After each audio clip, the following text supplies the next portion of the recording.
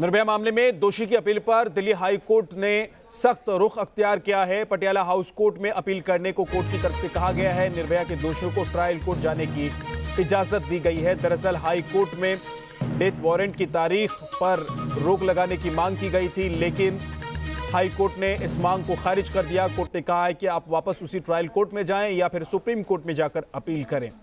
दरअसल निर्भया के एक दोषी ने राष्ट्रपति से मर्सी पिटीशन फाइल कर दया याचिका पर विचार करने को कहा है और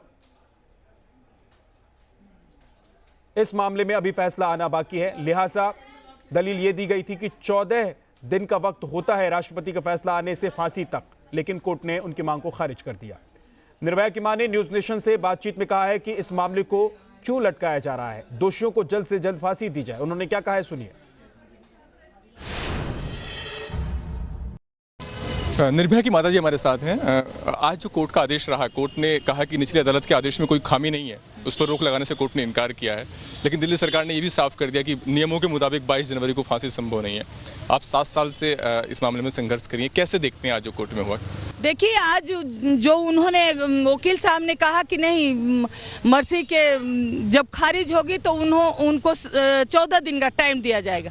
तो मैं ये भी पूछना चाहती हूँ, क्योंकि मैं कोर्ट में नहीं बोल सकती, तो मैं ये भी पूछना चाहती हूँ कि एक की मर्सी गई, वो 14 दिन का उसको टाइम मिलेगा, दूसरे की जाएगी वो उसको 14 दिन का टाइम मिलेगा, तीसरे की जाएगी उसको मिलेगा, चौथे को जाएगी उसको मिलेगा। तो इस तरह से कभी फांसी ही नहीं होगी। तो वहाँ पे वकील साहब ने बॉन्ड क्यों नहीं कराया कि नहीं, तीनों की मर्सी जानी चाहिए? तो दुख हमें इस बात का है कि आज वो कह रहे हैं कि नहीं, उनको 14 दिन का टाइम चाहिए। मुझे उन्होंने क्या किया?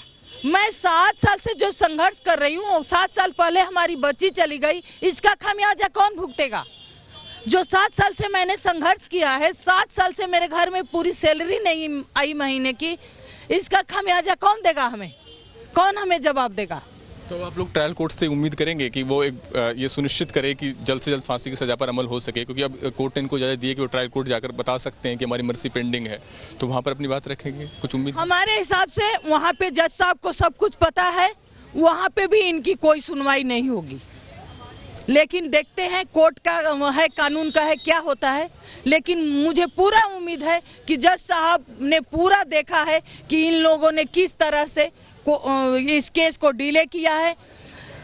फाइनली जिस कोर्ट में ऑर्डर हुआ है, उस कोर्ट ने इनको 18 तारीख को वीडियो कॉन्फ्रेंसिंग करा के बोला गया था कि आपके पास 18 दिन का टाइम है या 20 दिन का, जो भी था, कि जो भी आप सरकारी रेमडी है इस्तेमाल करना चाहते हो करो। लेकिन ये लोग चुपचाप बैठ गए, पूरा महीना बैठ गए।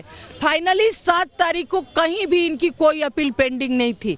उस दिन ऑर्डर हुआ है, ऑर्डर हुआ, इनको फाइनली बताया गया कि 14 दिन का आपके पास टाइम है, आप मर्सी डाल सकते हो। तीनों ने मर्सी ना डाल के क्यूरी डाला और स्टे के लिए सुप्रीम कोर्ट में इन लोगों ने क्यूरी पिटीशन लगाया, वहां पे खारिज हो गई।